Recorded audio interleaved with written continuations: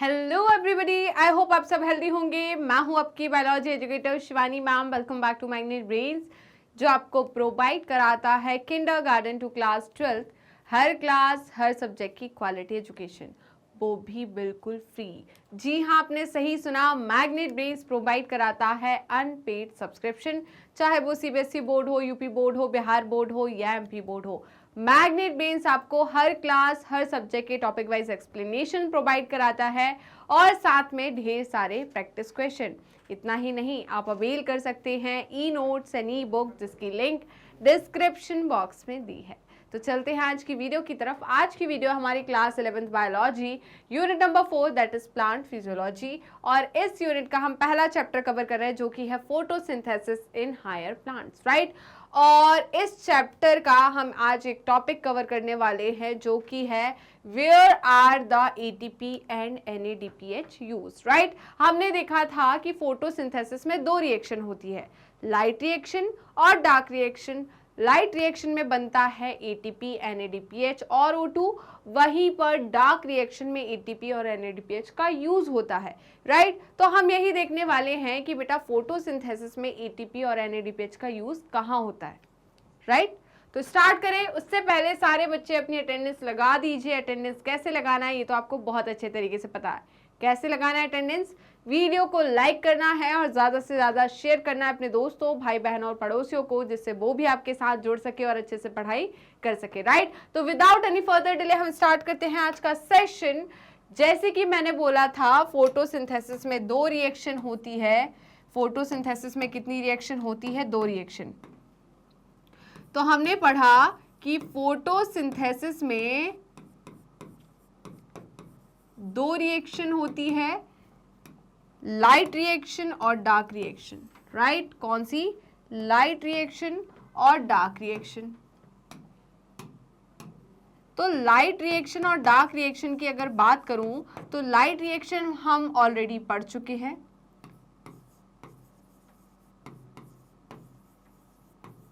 तो आज हम जानेंगे डार्क रिएक्शन के बारे में। किसके बारे में? डार्क रिएक्शन के बारे में, राइट।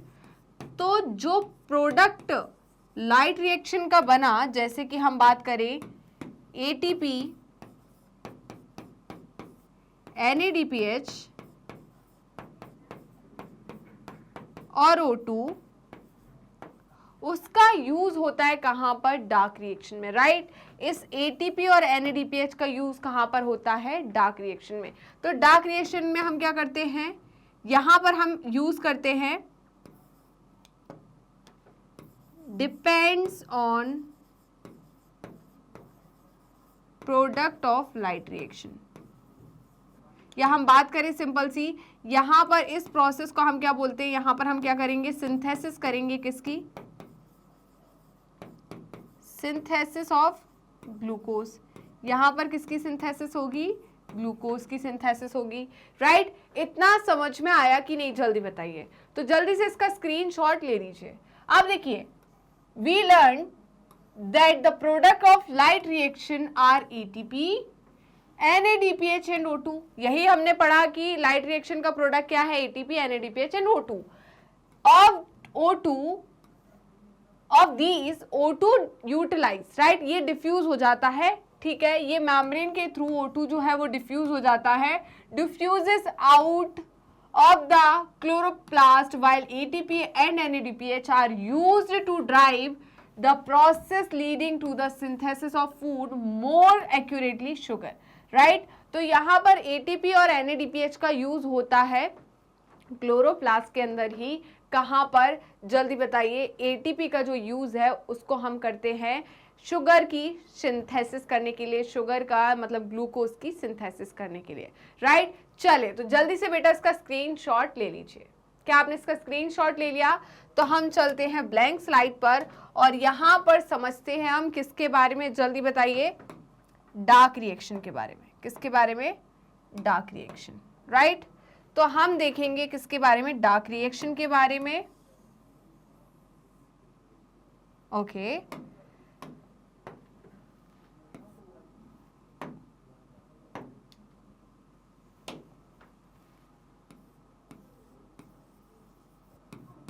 तो हम क्या देखने वाले हैं अभी, डार्क रिएक्शन, राइट।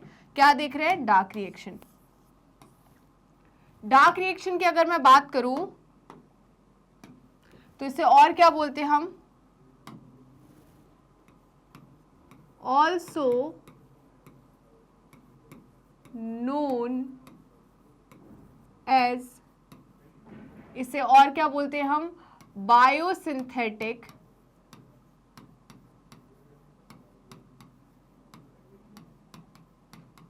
इसे हम क्या बोलते हैं, बायोसिंथेटिक फेज। और क्या बोलते हैं, और हम इसे बोलते हैं एंजाइमेटिक फेज। बेटा आपकी एनसीईआरटी बोल रही है, राइट। क्या बोलते हैं, एंजाइमेटिक फेज, ठीक है।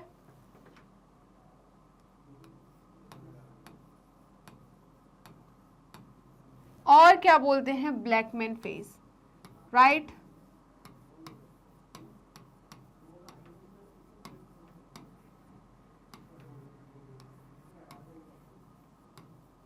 चलिए, ये समझ में आ गया कि नहीं, जल्दी बताइए। अब बात करते हैं डार्क रिएक्शन जो है ये कहाँ होती है। अकर इन स्ट्रोमा, कहाँ पर होती है, स्ट्रोमा में होती है, राइट। ओके, कहाँ पर होती है, स्ट्रोमा में। दूसरा पॉइंट क्या लिखना है, अकर इन प्रेजेंस ऑफ सनलाइट। ऐसा नहीं है कि डार्क है बेटा, ये बहुत बड़ा एक मैं बात करूं मिथ है लोगों के बीच में कि डार्क का मतलब क्या है, डार्क रिएक्शन डार्क में होती है मतलब लाइट की एब्सेंस में होती है। इसका ये बिल्कुल भी मतलब नहीं है। ये क्या बोल रहा है, अगर in presence of light, right, किसकी प्रेजेंस में होती है, लाइट की प्रेजेंस में ही होती है, राइट। बट ये क्या होती है, इनडायरेक्टली डिपेंड होती है लाइट पर, right. Indirectly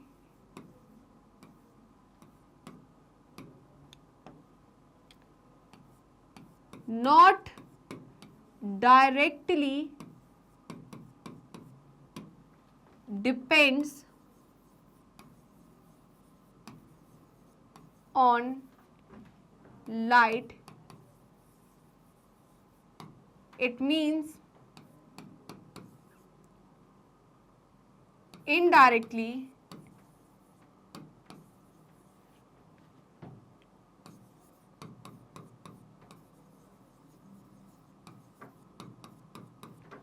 directly depends on light। Indirectly light पर डिपेंड होने का मतलब क्या है, ये डिपेंड होती है प्रोडक्ट ऑफ लाइट पर।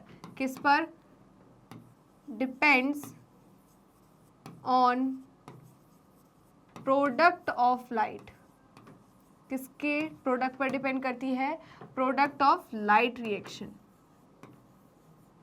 राइट।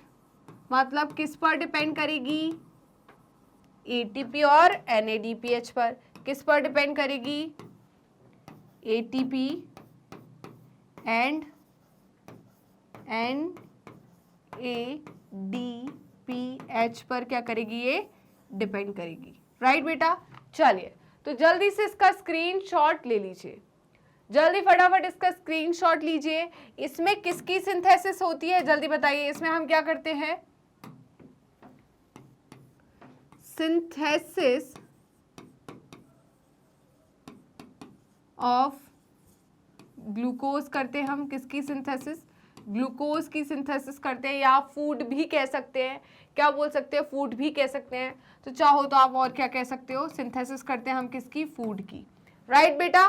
चलिए, और क्या प्रोसेस होती है बेटा, हमने देखा था लाइट रिएक्शन में रिडक्शन होता था, ऑक्सीडेशन होता था, ऑक्सीडेशन होता था, राइट। कैसे ऑक्सीडेशन हो रहा था, फोटोलिसिस ऑफ वाटर हो रहा था, है ना। तो फोटोलिसिस ऑफ वाटर में ऑक्सीजन अपनी -2 स्टेट से 0 स्टेट में जा रहा था, ऑक्सीडेशन हो रहा था। यहां पर क्या होता है बेटा, रिडक्शन होता है। क्या होता है, रिडक्शन। कैसे होता है, यहां पर ये कौन सी प्रोसेस है, रिडक्शन प्रोसेस है। Reduction takes place. कैसे होता है मैम रिडक्शन? तो देखिए यहां पर क्या होता है बेटा, जो CO2 होता है, ये CO2 जो है रिड्यूस होता है किसमें? C6H12O6 में, राइट, मतलब ग्लूकोज में। इस प्रोसेस को हम क्या कहेंगे? रिडक्शन। क्या कहेंगे? रिडक्शन। क्या कहेंगे? जल्दी बताइए। रिडक्शन। अब देखिए ये रिडक्शन कैसे हो रहा है। आपने ये सुना ना, energy neither be created nor be destroyed, सुना है? फिजिक्स का लॉ है, energy neither be created nor be destroyed, it can be converted from one form to another form, right. तो एक फॉर्म से हम दूसरे फॉर्म में इस एनर्जी को क्या कर सकते हैं? कन्वर्ट कर सकते हैं, बट इसे डिस्ट्रॉय नहीं कर सकते। आपने पढ़ा है, हमने काइनेटिक एनर्जी को पोटेंशियल एनर्जी में कन्वर्ट कर दिया, पोटेंशियल को काइनेटिक में कन्वर्ट कर दिया, बट आप एनर्जी को खत्म नहीं कर सकते, राइट बेटा। चलिए, तो यहां पर हम क्या बात कर रहे हैं? ग्लूकोज की सिंथेसिस की। किसकी बात कर रहे हैं? ग्लूकोज की सिंथेसिस की। तो देखिए यहां पर क्या हुआ बेटा, CO2 का क्या हुआ है? रिडक्शन हुआ, मतलब यहां पर 6 CO2 लगे होंगे, तब जाकर यहां पर क्या बना होगा? C6H12O6, right. वाटर तो लगा ही है, वाटर तो लगा है, वो हम नहीं देख रहे हैं यहां पर, बट ये चीज हुई है, राइट। यहां पर इस ग्लूकोज में जो हाइड्रोजन आया है, ये कहां से आया है? Hydrogen comes from water, right. इसमें हाइड्रोजन जो है कहां से आया है? वाटर से आया। कार्बन जो है कहां से आया है? CO2 से, राइट। इतना समझ में आया। अब मैं क्या कर रही हूं, यहां पर 6 कार्बन बनाए, तो मैंने क्या किया बेटा, यहां पर कार्बन कार्बन बॉन्ड बनाए, ये कार्बन बॉन्ड बनाए। जब हम, आपने केमिस्ट्री में पढ़ा है 1 2 3 4 5 6, आपने केमिस्ट्री में पढ़ा है कि जब बॉन्ड फॉर्मेशन होती तो आपको एनर्जी देनी पड़ती है, जब बॉन्ड ब्रेक होता है तो एनर्जी रिलीज होती है। बॉन्ड फॉर्मेशन जो है वो कैसी प्रोसेस है? जल्दी बताइए। उसमें एनर्जी लगती है, एंडोथर्मिक प्रोसेस है, राइट। और या एंडोथर्मिक एक्सोथर्मिक छोड़ो, आप सिंपल सी बात है, bond formation and bond dissociation energy आपने सुना है। बॉन्ड फॉर्मेशन में हमें एनर्जी देना पड़ता है, पॉजिटिव में वैल्यू रहती है। कैसी रहती है? पॉजिटिव में वैल्यू रहती है। पॉजिटिव में वैल्यू, इसका मतलब हम एनर्जी दे रहे हैं। जब दो यहां पर एलिमेंट को, एटम को जब हम जोड़ते हैं, उनके बीच में पेयरिंग करते हैं, तो एनर्जी देनी पड़ती है। और जितनी एनर्जी जब ये बॉन्ड को फॉर्म करने में लगी, जब ये बॉन्ड ब्रेक होगा, उतनी ही एनर्जी क्या होगी? रिलीज होगी। सपोज मैं बोल रही हूं यहां पर 1000 किलो कैलोरी एनर्जी लगी, मैं एक मोटा मोटा एक वो बता रही हूं, ठीक है। या मैं बोलूं यहां पर एक ATP मुझे लगा, आप ATP के फॉर्म में ही समझ लो। अगर मुझे ये बॉन्ड बनाने में एक ATP लगा, तो जब ये बॉन्ड टूटेगा तब मुझे एक ATP मिलेगा। क्या मिलेगा? ATP मिलेगा, राइट। या मैं बोलूं यहां पर देखिए, मुझे ये बॉन्ड बनाने के लिए 1000 किलो कैलोरी एनर्जी लगी, राइट। क्या लगी? 1000 किलो कैलोरी एनर्जी लगी, राइट। तो ये बॉन्ड जब टूटेगा, ये पॉजिटिव में होगी, ये क्या है? बॉन्ड फॉर्मेशन एनर्जी है।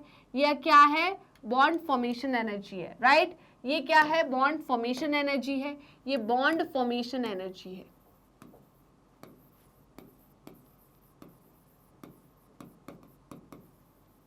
ठीक है, ये क्या है? Bond formation energy.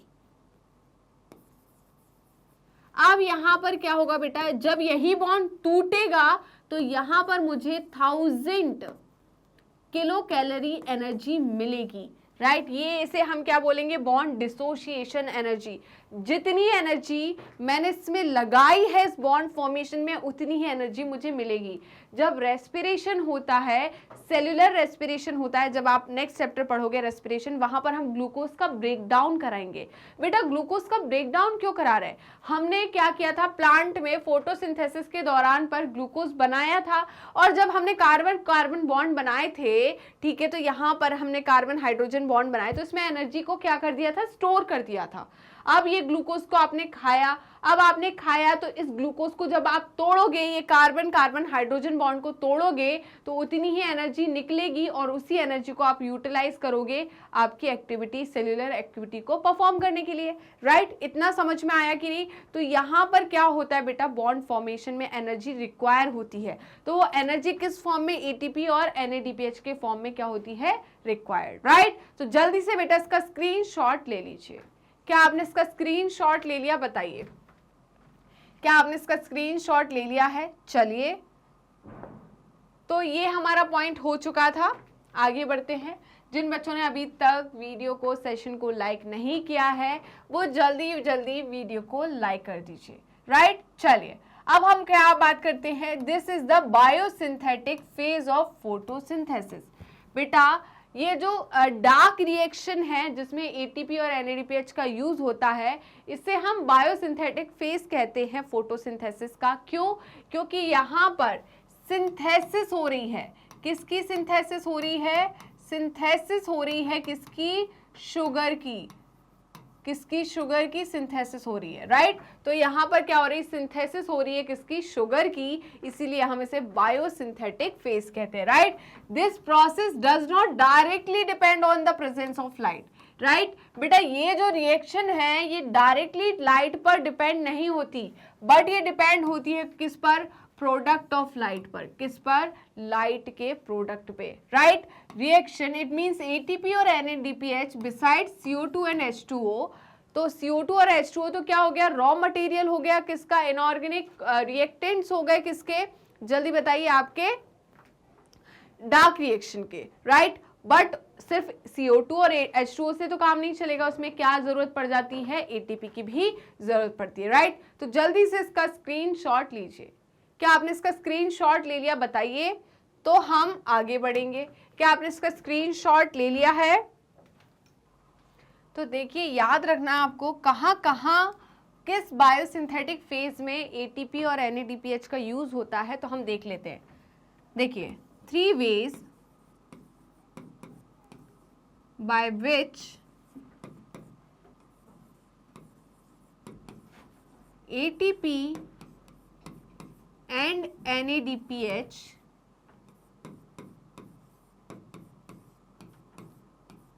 are utilized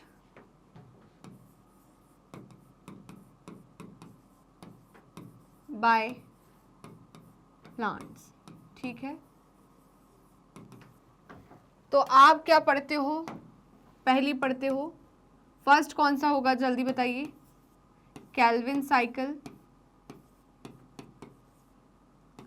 या आप इसे C3 साइकिल भी कहते हैं, राइट, या C3 पाथवे, कुछ भी बोल सकते हैं। C3 साइकिल और C3 पाथवे, राइट। दूसरा कहां पर? C4 पाथवे, और थर्ड क्या है? Camp pathway.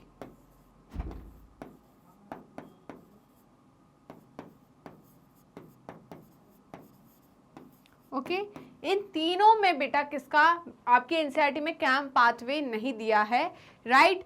तो आप आपके एनसीईआरटी के हिसाब से 2 चीज पढ़ोगे, Calvin cycle and C4 cycle, right. Camp pathway हम नहीं पढ़ेंगे क्योंकि आपके एनसीईआरटी में नहीं दिया है। तो यहाँ पर इन 2 में किसकी बात कर रहे हैं हम?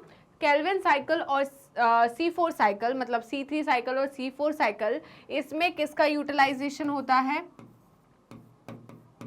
Utilisation of ATP and NADPH, right. यहां पर बेटा आपको ये चीज तो हम आगे बताएंगे कि बेटा केल्विन साइकिल जो होती है ये कहाँ चलती है? मीजोफिल सेल में चलती है। कहाँ चलती है?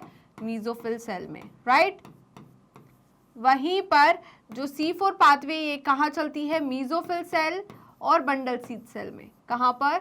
मीजोफिल और बंडल सीड सेल, राइट।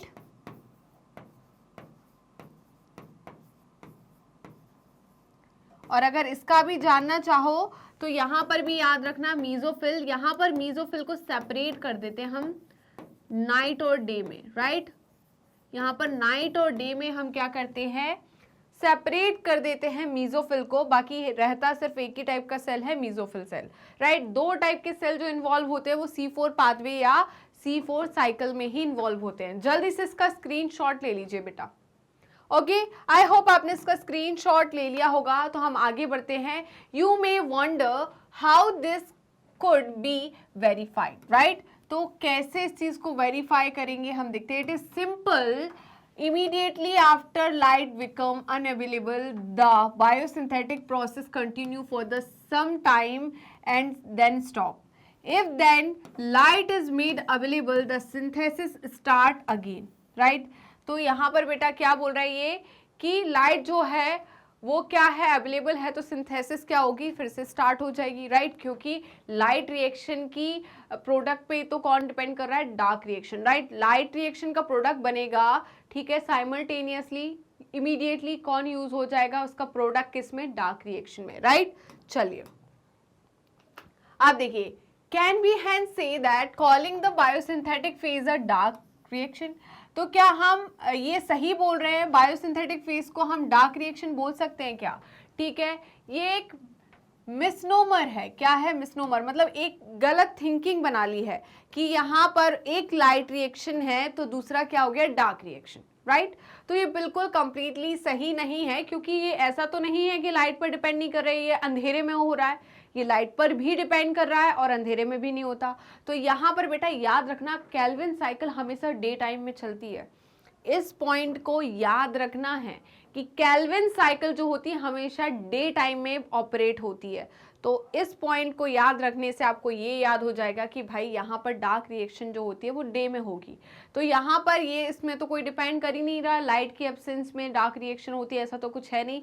तो ये मिसनोमर है, क्या है, मिसनोमर, एक गलत फहमी है, लोगों के बीच में मिसकंसेप्शन है कि डार्क रिएक्शन का मतलब है ये डार्क में होती है। ओके, चलिए let us now see how the ATP and NADPH are used in the biosynthetic phase. तो चलिए अब देखते हैं कि बायोसिंथेटिक फेज में कैसे एटीपी और NADPH का यूज होता है, राइट बेटा। तो जल्दी से बिना किसी देरी के इसका स्क्रीनशॉट ले लीजिए, जल्दी फटाफट इसका स्क्रीनशॉट लीजिए। क्या आपने इसका स्क्रीनशॉट ले लिया है, राइट। चलिए तो आगे बढ़ते हैं। अब देखिए, we saw earlier that CO2 is combined with H2O। तो हमने बचपन में पढ़ा था, राइट, बचपन में पढ़ा था और अर्ली एक्सपेरिमेंट में भी मैंने पढ़ाया था। बचपन में आपने क्या पढ़ा था कि CO2 जो होती है वो H2O के साथ कंबाइन होती है in the presence of sunlight. तो क्या होगा बेटा, यहाँ पर सनलाइट और क्या देते थे, एक मिनट, और ऐसे क्लोरोफिल प्रेजेंट होता था, राइट। तो सनलाइट और क्लोरोफिल की प्रेजेंस में CO2 और H2O का फिक्सेशन होता है और क्या बनता है, C6H12O6 प्लस O2, राइट। ऐसे पढ़ते थे आप बचपन में। फिर मैंने इसको मॉडिफाई किया, मैंने क्या किया, इसको मॉडिफाई किया। कैसे मॉडिफाई किया कि बेटा यहाँ पर CO2 जो है वो 6CO2 और 12H2O यूज होते हैं in the presence of sunlight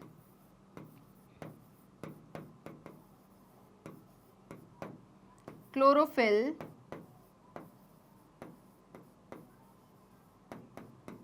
तो क्या बनता है C6H12O6 plus 6H2O plus 6O2, right बेटा। इतना क्लियर हुआ कि नहीं, जल्दी बताइए। तो ये तो हमने पढ़ लिया था पहले ही कि CO2 H2O के साथ कंबाइन होता है और क्या प्रोड्यूस होता है। मैंने एम्पेरिकल फॉर्मूला पढ़ाया था, राइट, एम्पेरिकल फॉर्मूला पढ़ाया था। मैंने क्या पढ़ाया था कि मॉलिक्यूलर फॉर्मूला को डिवाइडेड बाय n कर दो, राइट। जो सिंपलेस्ट मॉलिक्यूलर फॉर्मूला का जो सिंपलेस्ट फॉर्म आएगा उसे हम एम्पेरिकल फॉर्मूला कहते हैं, राइट। तो ये CH2 जो O है ये क्या है, शुगर है। क्या है, शुगर का फॉर्मूला है, मतलब ग्लूकोज की बात कर रहे हैं हम। किसकी बात कर रहे हैं यहाँ पर, ग्लूकोज की, right. It was of interest to scientist to find out how this reaction proceeded. Right. तो काफी ज्यादा इंटरेस्टिंग प्रोसेस थी ये साइंटिस्ट के लिए कि कैसे ये रिएक्शन हो रही है, और rather what was the first product formed when CO2 is taken into the reaction और फिक्स्ड। बेटा अभी मैंने जैसे आपको पढ़ाऊंगी मैं केल्विन साइकिल में, कि केल्विन साइकिल में जो मेल्विन केल्विन थे उन्होंने रेडियो एक्टिव का यूज किया था। किसका यूज किया था? रेडियो एक्टिव का। और काफी टाइम तक वो बहुत कंफ्यूज रहे, उनको समझ में ही नहीं आया कि ये 2 कार्बन कंपाउंड क्या है। क्योंकि हुआ क्या था बेटा, देखिए जब ये कर रहे थे, ये रिएक्शन कर रहे थे, CO2 का फिक्सेशन कराया तो उनको 3 कार्बन कंपाउंड मिला, मतलब 3-फॉस्फोग्लिसरिक एसिड मिला। अब 3 कार्बन कंपाउंड मिला तो उनका कहना है CO2 का फिक्सेशन हुआ इसमें, तो CO2 का फिक्सेशन हुआ और प्रोडक्ट मिला 3 कार्बन। तो जो रिएक्टेंट हुआ होगा जिसमें CO2 का फिक्सेशन हुआ वो कितने कार्बन कंपाउंड होगा? 2 कार्बन कंपाउंड। बट ऐसा था ही नहीं, और वो काफी समय तक ये प्रोसेस को करते रहे कि भाई हमें 3 कार्बन कंपाउंड मिल जाए, राइट, सॉरी 2 कार्बन कंपाउंड मिल जाए। और 2 कार्बन कंपाउंड एग्जिस्ट ही नहीं करता था, पूरी साइकिल में एग्जिस्ट नहीं करता था, तो कैसे मिलेगा, राइट। इतना क्लियर हुआ या नहीं, जल्दी बताइए। तो इतना क्लियर हुआ या नहीं?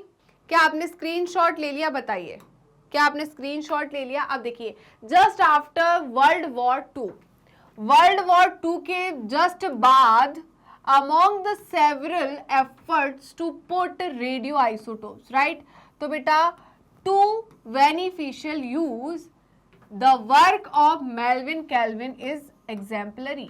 तो जो वर्ल्ड वॉर था सेकेंड वर्ल्ड वॉर जो था उसके जस्ट बाद काफी ज्यादा एफर्ट्स डाले गए, राइट, रेडियो एक्टिव के बेनिफिशियल यूजेस के लिए, राइट। और मेल्विन केल्विन ने क्या यूज किया? रेडियो आइसोटोप यूज किया। क्या किया? Radio isotope.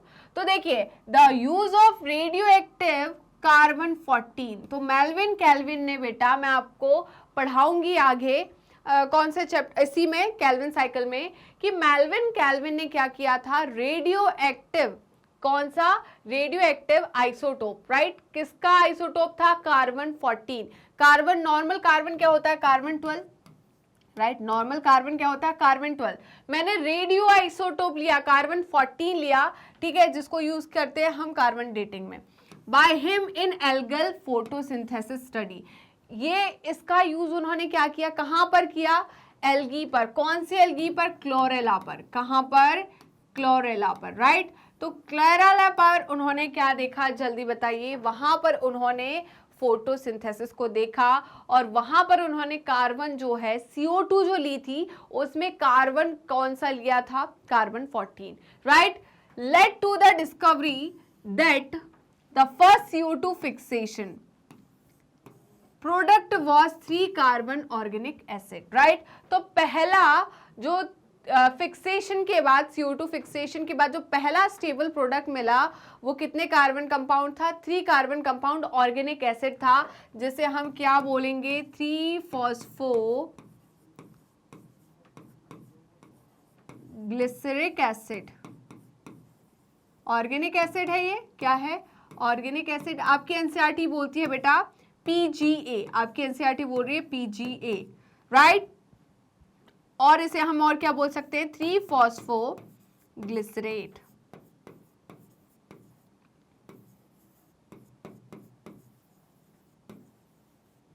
राइट बेटा। चलिए, तो जल्दी से इसका स्क्रीनशॉट ले लीजिए। उनको डायरेक्ट नहीं मिल गया था, काफी मशक्कत के बाद बहुत बार उन्होंने एक्सपेरिमेंट किया, तब उन्हें पता चला कि भाई यहां पर तो गड़बड़ है।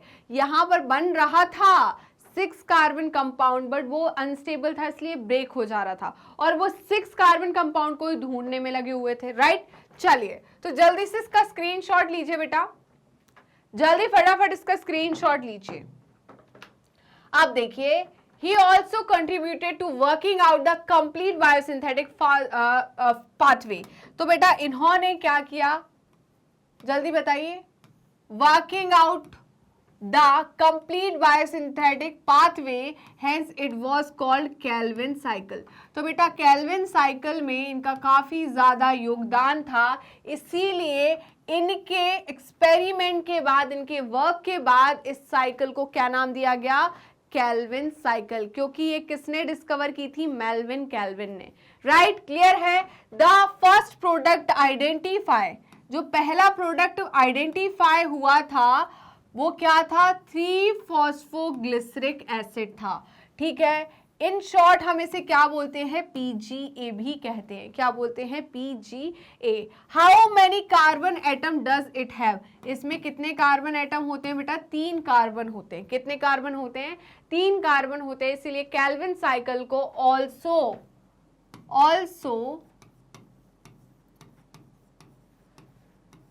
Known as C3 cycle. तो C3 साइकिल क्यों बोल रहे हैं? साइकिल का मतलब तो पता है ना कि ये घूम फिर के वहीं पर वापस आ जाती है, इसलिए इसको साइकिल बोल रहे हैं। C3 क्यों बोल रहे हैं? क्योंकि इसका जो फर्स्ट प्रोडक्ट है बेटा, फर्स्ट प्रोडक्ट जो फॉर्म हो रहा है वो क्या है? 3 carbon compound. First stable product जो है वो क्या है? 3 कार्बन कंपाउंड है। क्या है? 3 कार्बन कंपाउंड है, जो कि क्या है? जल्दी बताइए, क्या है वो? क्या है? जल्दी बताइए। 3-फॉस्फोग्लिसरिक एसिड। C4 में पहला जो स्टेबल प्रोडक्ट बनता है वो 4 कार्बन कंपाउंड बनता है, वहां पर भी एसिड बनता है। कौन सा? ऑक्सैलो एसिटिक एसिड, इसलिए उसको हम क्या बोलते हैं? C4 cycle. Right, 3-फॉस्फोग्लिसरिक acid. Right बेटा, तो C4 साइकिल में किसमें? C4 साइकिल में C4 का मतलब क्या है? C4 का मतलब क्या है? यहां पर first stable product is 4 carbon compound. क्या है? 4 कार्बन कंपाउंड है, जिसे हम क्या कहेंगे? जल्दी बताइए। जिसे हम कहेंगे ऑक्सैलो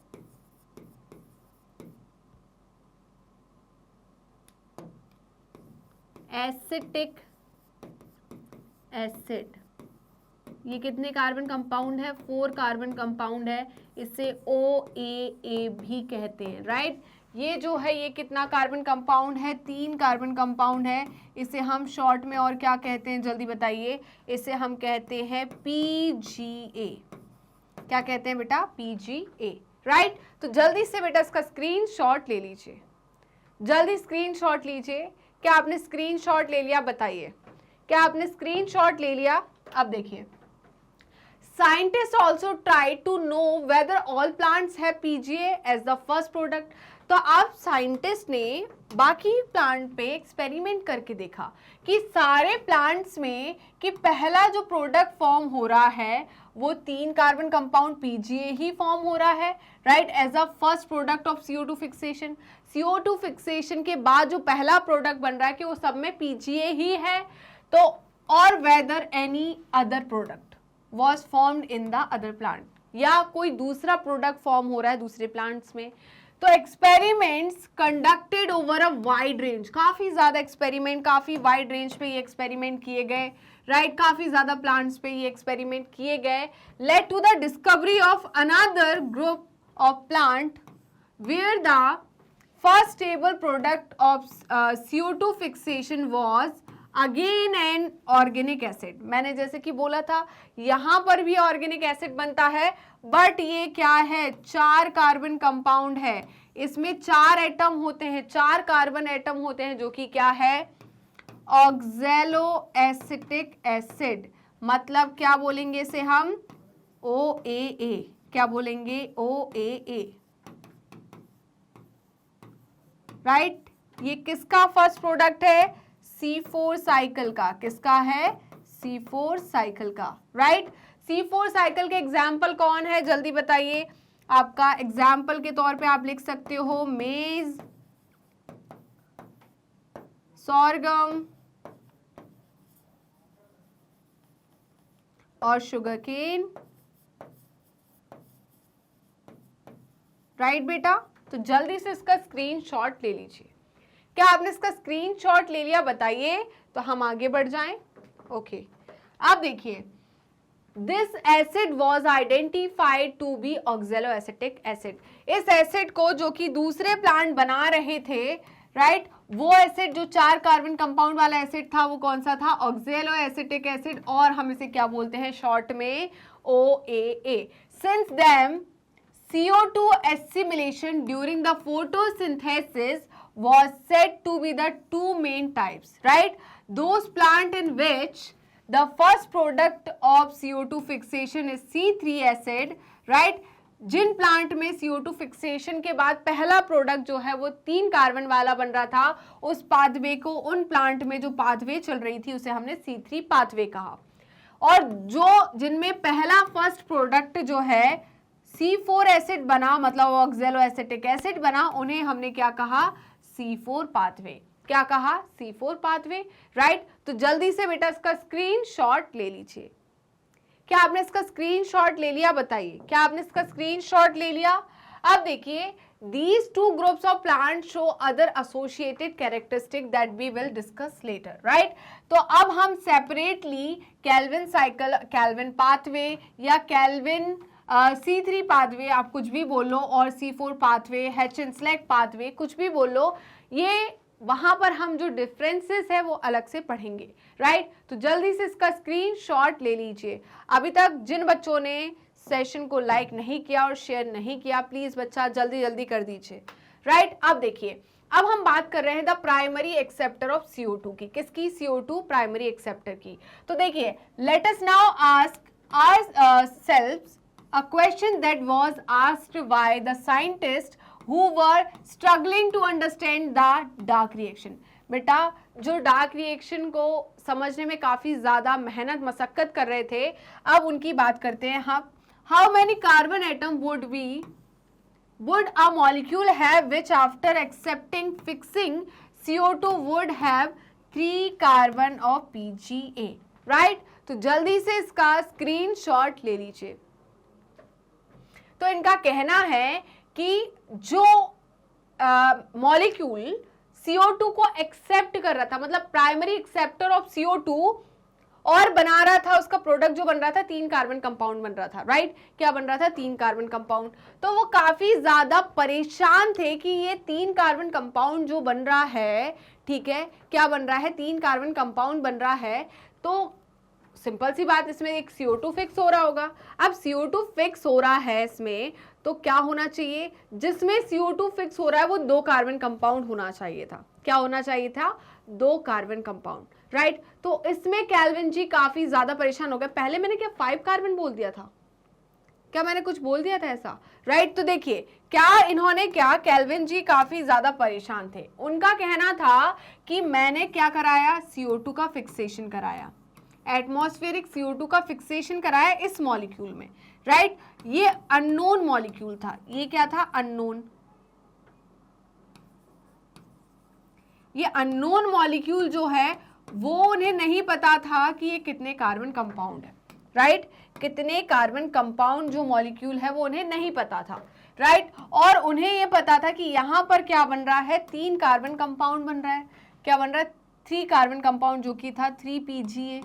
तो ये तो उन्हें पता था कि 3 PGA बन रहा है, और इस 3 PGA में 3 कार्बन होते हैं। क्या होते हैं? 3 कार्बन होते हैं। तो अब उन्होंने सोचा कि ये 2 कार्बन वाला कंपाउंड होना चाहिए। उनका कहने का मतलब था ये 2 कार्बन वाला कंपाउंड होना चाहिए। राइट, अब एक सिंपल सा इंसान जो है वो यही सोचेगा ना, हम क्या, कोई भी यही सोचेगा कि यहाँ पर CO2 है और इसमें फिक्सेशन हो रहा है। ये क्या हो रहा है बेटा? फिक्सेशन हो रहा है। क्या हो रहा है? फिक्सेशन। किसकी मदद से? रोबिस्को की मदद से। तो बेटा यहां पर ये जो है, ये जो मॉलिक्यूल है वो 2 कार्बन कंपाउंड होना चाहिए। और ये काफी ज्यादा टाइम तक वो सोचते रहे कि ये मॉलिक्यूल जो है वो क्या है 2 कार्बन कंपाउंड होना चाहिए, बट ऐसा नहीं था, ये तो 5 कार्बन कंपाउंड था जो कि RUBP था। अब वो ढूंढते रहे, उनको मिला ही नहीं। क्यों? क्योंकि उनका कहना था ये 3 कार्बन कंपाउंड है, एक CO2 आया तो ये 2 कार्बन कंपाउंड होना चाहिए, और 2 कार्बन कंपाउंड आपके पूरी जो केल्विन साइकिल है उसमें कुछ भी 2 कार्बन कंपाउंड मॉलिक्यूल नहीं होता, तो कैसे मिलेगा, है ना। हो सकता था कहीं दूसरा एक ऐसा मॉलिक्यूल बन रहा हो जो जिसमें 2 कार्बन कंपाउंड हो, 2 कार्बन हो, तो फिर भी आपको एक ऐसा चांस तो था कि मिल जाए, बट जब था ही नहीं तो कहाँ से मिलेगा। और वो ढूंढते रहे, काफी ज्यादा परेशान होते रहे, राइट। बाद में पता चला काफी ज्यादा रिएक्शन के बाद कि बेटा ये 2 कार्बन कंपाउंड नहीं है, ये कितने कार्बन कंपाउंड है, ये 5 कार्बन कंपाउंड है, जिसे हम क्या बोलेंगे RUBP, राइट, जो कि क्या है राइबिलोज 1,5 बिसफॉस्फेट। क्या है राइबिलोज 1,5 बिसफॉस्फेट, राइट। तो जल्दी से बेटा इसका स्क्रीनशॉट ले लीजिए। क्या आपने इसका स्क्रीनशॉट ले लिया? बताइए, क्या आपने इसका स्क्रीनशॉट ले लिया? तो ये किसको ढूंढ रहे थे? 2 कार्बन कंपाउंड को, और इनको वो 2 कार्बन कंपाउंड नहीं मिल रहा था क्योंकि 2 कार्बन कंपाउंड एग्जिस्ट ही नहीं करता था, राइट। तो जल्दी से इसका स्क्रीनशॉट ले लीजिए, जल्दी से इसका स्क्रीनशॉट लीजिए। क्या आपने इसका स्क्रीनशॉट ले लिया? बताइए। अब देखिए, the study is very unexpectedly shows that the acceptor molecule was 5 carbon keto sugar. मैंने बोला था ना राइबिलोज, राइबिलोज क्या है? कीटो शुगर है, और राइबोज क्या है? एल्डोज शुगर है। बताया कि नहीं बताया? जल्दी बताइए। तो राइबिलोज जो है वो क्या है? कीटो शुगर है। काफी ज्यादा एक्सपेरिमेंट मशक्कत के बाद पता चला कि पहला जो मॉलिक्यूल है जो कि CO2 को एक्सेप्ट करता है, जिसमें CO2 का फिक्सेशन होता है, वो 2 कार्बन कंपाउंड नहीं 5 कार्बन कंपाउंड है। क्या है? 5 carbon compound, right. Did any of you think of this possibility? क्या आप कोई भी सोच सकते थे, इस पॉसिबिलिटी के बारे में सोच सकते थे, right. Do not worry, the scientist also took a long time. Scientist ने खुद काफी ज्यादा टाइम लिया to conducted many experiments to reach this conclusion. तो बेटा ये बताने के लिए कि प्राइमरी CO2 एक्सेप्टर जो है वो 5 कार्बन कंपाउंड है, इसमें साइंटिस्ट ने ही काफी ज्यादा टाइम लिया। अभी तो हमें सिंपल सा है, बता दिया गया, मैंने बता दिया तो आपको पता है, बट अगर आप इस पे स्टडी करने बैठते, एक्सपेरिमेंट करने बैठते, तो आपको भी नहीं समझ में आता, राइट। चलिए, तो जल्दी से इसका स्क्रीनशॉट ले लीजिए। क्या आपने इसका स्क्रीनशॉट ले लिया? बताइए। अब देखिए, they also believe that since the first product was, इन्होंने क्या सोचा कि पहला प्रोडक्ट जो है वो C3 एसिड है, the primary acceptor would be 2 carbon compound. उन्होंने ये सोचा कि अगर पहला प्रोडक्ट जो फॉर्म हो रहा है आफ्टर CO2 फिक्सेशन वो 3 कार्बन कंपाउंड है, तो जिसमें CO2 का फिक्सेशन हो रहा है वो 2 कार्बन कंपाउंड होना चाहिए। और दे स्पेंड मैनी ईयर्स, और इन्होंने काफी ज्यादा समय निकाल दिया अपना इसी 2 कार्बन कंपाउंड को खोजने के लिए, before they discovered the 5 carbon compound. तो 5 कार्बन कंपाउंड की डिस्कवरी से पहले इन्होंने काफी समय अपना बर्बाद कर दिया था ये 2 कार्बन कंपाउंड को खोजने में, राइट। तो जल्दी से इसका स्क्रीनशॉट ले लीजिए। क्या आपने इसका स्क्रीनशॉट ले लिया? बताइए। तो यहीं पर हम खत्म करते हैं कि कहां पर NADPH एंड ATP का यूज होता है। आई होप आपको हर एक पॉइंट अच्छे से समझ में आया होगा। तो वीडियो अच्छी लगी तो लाइक कीजिए, शेयर कीजिए, सब्सक्राइब कीजिए, कमेंट करना बिल्कुल मत भूलेगा। तो आप हमें YouTube चैनल पर तो ऑलरेडी फॉलो कर रहे होंगे, ऐसा मैं सोच रही हूँ, और अगर अभी तक आपने YouTube चैनल को सब्सक्राइब नहीं किया है तो किस बात की देरी, जल्दी फटाफट YouTube चैनल को सब्सक्राइब कर दीजिए एंड बेल आइकन को क्लिक कर दीजिए, जिससे डेली बेसिस पर आपको नोटिफिकेशन मिलते रहे, डेली बेसिस पर आप recorded videos as well as live session attend कर सके। इसके अलावा आप हमें फॉलो कर सकते हैं हमारे पेज पर। तो पेज को फॉलो करने के लिए सिंपली आपको गूगल या क्रोम पर जाना है, वहां टाइप करना है मैग्नेट ब्रेन्स। जैसे ही आप मैग्नेट ब्रेन्स टाइप करोगे तो आपको इस टाइप का एक पेज ओपन होगा। इस पेज में किंडरगार्टन टू क्लास 12 क्लास तक के कंप्लीट कोर्स की प्लेलिस्ट अवेलेबल है, specially 11th and 12th class के लिए। यहाँ पर आपको स्ट्रीम वाइज प्लेलिस्ट अवेलेबल होने वाली है, जैसे कि science stream, commerce stream, humanity stream, right. इस कंप्लीट कोर्स की प्लेलिस्ट में आपको हमने क्या क्या चीज़ें इंक्लूड की है, तो यहाँ पर हम लेकर आए आपको एनसीईआरटी की पूरी थ्योरी विद एडवांस थ्योरी, वो भी टॉपिक वाइज, राइट।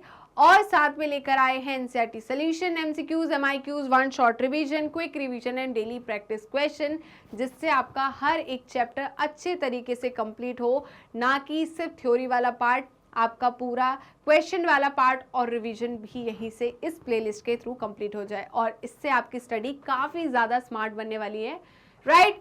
चलिए, इसके अलावा आप हमें फॉलो कर सकते हैं हमारे ऑफिशियल वेबसाइट पर, दैट इज www.magnetbrains.com, और आप हमसे जुड़ सकते हैं हमारे सोशल मीडिया हैंडल्स के थ्रू, जैसे कि Facebook, Instagram, Twitter, Telegram and WhatsApp. आप अवेल कर सकते हैं e notes and E book, जिसकी लिंक डिस्क्रिप्शन बॉक्स में दी है। तो चलते हैं मैग्नेट ब्रेन्स के टॉप कोर्सेज की तरफ। उससे पहले जान लीजिए कि मैग्नेट ब्रेन्स के 2 चैनल हैं, Hindi medium channel and English medium channel. Hindi medium channel पे सारे कोर्सेज आपको हिंदी में अवेलेबल होने वाले हैं, वहीं पर इंग्लिश मीडियम चैनल पे सारे कोर्सेज आपको इंग्लिश में अवेलेबल है। हिंदी मीडियम चैनल पर आपको क्लास 6 to 12 क्लास तक के कोर्सेज कराए जाते हैं, इंग्लिश मीडियम चैनल पर आपको किंडरगार्टन टू क्लास 12 के कोर्सेज कराए जाते हैं। इन दोनों चैनल पे कौन कौन से कोर्सेज अवेलेबल है, तो जरा ये भी देख लीजिए। यहाँ पर हम आपको सीबीएसई बोर्ड की प्रिपरेशन कराते हैं। किसकी? सीबीएसई बोर्ड की। क्या सिर्फ सीबीएसई बोर्ड की प्रिपरेशन कराई जाती है? क्या मैग्नेट ब्रेन्स का प्लेटफॉर्म स्टेट बोर्ड्स वाले बच्चों के लिए नहीं है?